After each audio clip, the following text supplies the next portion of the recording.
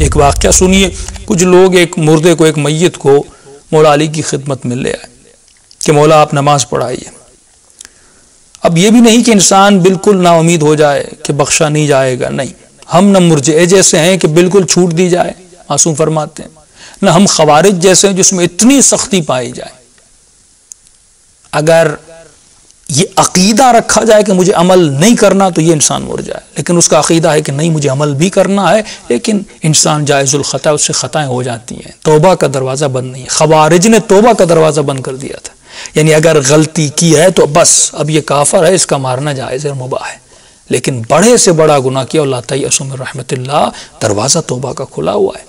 اگر تم نے غلطیاں کی ہیں اور یہ تم سمجھ رہے ہو کہ مجھے عمل نیک اور کرنا چاہیے تھا، آؤ ماہ مبارک میں توبہ کرو، آؤ شب قدر میں توبہ کرو، خدا تمہارے سارے گناہوں کو بخش دے گا۔ اب یہ لوگ مولا کی خدمت میں آئے اور جنازہ لے کر آئے۔ اکثر لوگ یہ سمجھتے ہیں کہ میں پوری زندگی گناہ کروں گا اور آخر میں کہتے ہیں کہ مجھے مثلاً مولا علی کے حرم میں دفن کر دو، امام رضا کے حرم میں دفن کر دو، اور یہ سمجھتا ہے کہ اگر اس زمین میں دفن ہو گیا تو میرے سارے گناہ بخش دیے جائیں گے۔ ہاں، یعنی میں سارا سال گناہ کروں، لیکن نہیں، سال میں سیدہ کے فرزند پہ امام حسین پہ گریہ کروں گا، میرے سارے گناہ بخش دیے جائیں گے، اس نیت سے، یعنی سارا سال گناہ کروں پھر محرم میں توبہ کروں گا، یا یہ نیت کرے سارا سال گناہ کروں گا، شب قدر میں توبہ کروں گا، شب قدر کے بعد پھر سارا سال گناہ کروں گا۔ اگر یہ نیت ہو، یہ نیت اس کے کسی کام آنے والی نہیں۔ یا یہ نیت کرے مجھے دفن کر دو مولا کے حرم میں تو میں بخشا جاؤں گا، بھائی ایسا ہوتا تو ہارون رشید امام رضا کے ساتھ دفن ہے، ایک قبر مصداق جنت ہے، ایک قبر مصداق جہنم ہے، ساتھ دفن ہونے سے کچھ نہیں ہوتا۔ تمہارا عمل یسعدو، تمہارا عمل ہو جو تمہارے عقیدے کو اوپر لے جائے، جو تمہیں علی بن ابی طالب کے جوار میں جا کر بٹھا دے، یہ تمہارا عمل ہے۔ فرمایا نیک انسانوں کو کہیں بھی دفن کیا جائے، ملائک ان کی قبروں سے ان کے جنازوں کو نکالتے ہیں اور وادی السلام میں لے کر جاتے ہیں، اور جو بد کردار، شرابی اور گنہگار انسان ہے وہ بہترین جگہوں پہ دفن ان کو کیوں نہ کیا جائے، ملائک ان کو وہاں سے نکالتے ہیں اور وادی برہوت میں پھینک کر آ جاتے ہیں۔ اسی لیے امام رضا کسی کے خواب میں آئے، فرمایا نکل جاؤ میرے مشہد سے، نکل جاؤ، اور میں تو 3 مرتبہ میرے مشہد میں آیا ہے، لیکن تینوں مرتبہ تو نے گناہ کیے ہیں، تینوں مرتبہ تو نے خطائیں کی ہیں۔ اتنے لوگ 40 پہ جاتے ہیں، لیکن اگر دوران 40 گناہ کریں، پہلا 40 ہو کر آیا، دوسرا 40 ہو کر آیا، تیسرا 40 ہو کر، ہر 40 میں جا کر گناہ کرے، وہاں پر بھی شہوت رانی کرے، وہاں پر بھی نگاہ حرام میں مبتلا ہو جائے، وہاں پر بھی حرام کے تعلقات کو قائم کرے۔ امام رضا خواب میں آتے ہیں، فرمایا نکل جا، اور مجھے تجھ جیسے جائر کی ضرورت نہیں ہے، کیونکہ تو ہر بار آتا ہے گویا میرے چہرے پر تماچا لگا کے چلا جاتا۔ امام کے جملے تھے، گویا میرے چہرے پہ ہر بار آیا تو تماچا لگا کے چلا گیا، اور تم نے ہمیں کیا دی؟ تکلیف دی۔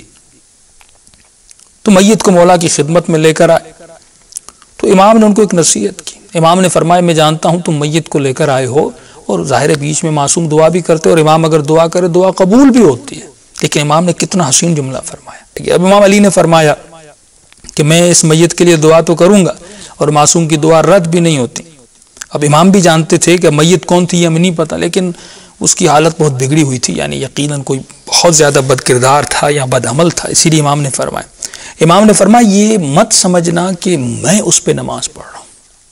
میں اس کی نماز تو پڑھاؤں گا، میں دعا بھی کرواؤں گا، لیکن دراصل میں نماز نہیں پڑھا رہا اس پہ۔ بولا کون پڑھ؟ فرمایا وَلَٰكِنْ يُصَلِّي عَلَيْهِ عَمَلُهُ، بہت پیارا جملہ ہے۔ فرمایا دراصل اس میت پر اس کا عمل ہے جو اس کے اوپر نماز پڑھ رہا ہے۔ اگر اس کا عمل صحیح ہے تو ہماری دعا بھی بلند ہو جائے گی، یعنی علی بن ابی طالب کہیں گے اللہم اغفرہ، اس کا عمل ہے جو مولا کی دعا کو آسمانوں تک لے جائے گا اور خدا اس کے گناہوں کو بخش دے گا۔ یہ مت سمجھنا، فرمایا یہ تمہارا عمل ہے، اگر تمہارے پاس عمل نہیں ہے تو کسی کام کا نہیں ہے۔ تو اے مومن، اگر یہ ہوتا کہ انسان صرف عقیدہ رکھتا اور عمل نہ کرتا اور خدا اسے بخش دیتا، پھر عقیدہ عدالت الہی کیا ہوگا؟ ایک طرف مومن ہے جس نے تہجدیں پڑھی ہیں، نماز شب پڑھی ہیں، زہد و ورع و تقوی و تکلیفیں دیکھی ہیں، اس کا خون راہ خدا میں، دین خدا میں بہایا گیا ہے، خدا اسے بھی جنت میں بھیجے۔ ایک وہ ہے جو بالکل عیاش تھا، جو 10 سال میں ماتم کرنا جانتا تھا، نعرے لگانا جانتا تھا، جو صرف کہتا تھا عقیدے ولایت اور عقیدے اپنا تولا اور تبرہ ہونا چاہیے، نعرے مارتا تھا تو اس کی گلے کی رگیں پھول جاتی تھیں، تبرہ کرتا تھا تو اس کی رگیں پھول جاتی تھی، اور ہونا بھی چاہیے، عقیدہ مضبوط ہونا چاہیے، پہاڑ کی طرح مضبوط ہونا چاہیے، تولا بھی ہونا چاہیے، تبرہ بھی ہونا چاہیے، لیکن میرے عزیز اس کے ساتھ عمل بھی ہونا چاہیے۔ اگر عمل نہیں ہے تو نہ یہ تبرہ تمہارا اوپر تک جائے گا، نہ یہ تولا تمہارا اوپر تک جائے گا، نہ یہ ماتم اوپر تک جائے گا، نہ نماز اوپر تک جائے گی۔ وہاں پر دونوں چیزوں کو ملا، یعنی مومن جو عزاداری کر امام حسین کا نام لے رہا ہے، اس یا حسین کو تیری نماز کے ساتھ ملا کر تو جنت میں بھیجا جائے گا، اس یا علی ابن ابی طالب کے ساتھ جب مولا کا ذکر کرتے ہو اس عمل کے ساتھ یعنی عقیدے کے ساتھ تمہارا عمل ملایا جائے گا۔ اب جب دونوں چیزیں ساتھ میں ہوں گی تو معصوم فرماتے ہیں یہ انسان جنتی بن جائے گا۔ اور چھٹے ماں فرماتے ہیں بچاؤ اپنے بچوں کو مرجئہ کے عقیدے سے۔ آج یہ عقیدہ مغربی طاقتوں نے بڑھا دیا، آج آپ یورپ میں دیکھیں وہ بھی عبادت کرتے ہیں لیکن ان میں یہ عقیدہ نہیں ہے، یہ وہی عقیدہ تھا۔ آج یہ آپ کو جھلک نظر آتی ہے نا، کچھ لوگ یزید کے بارے میں کہتے ہیں نہیں اس کا ایمان کمپلیٹ تھا،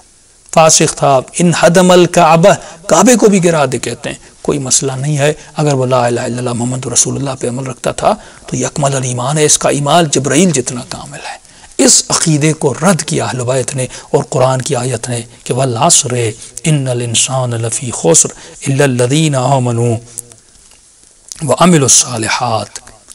مجھے قسم ہے وقت کی جس وقت میں تو زندگی گزار رہا ہے، انسان کو وقت میں بھی تولا جاتا ہے، یا آپ کے سیکنڈز یا آپ کے منٹس یہ کاؤنٹ ہو رہے ہیں، میٹر چل رہا ہے، کس نے کیا کیا اس کا نتیجہ وہ قیامت میں دیکھے گا۔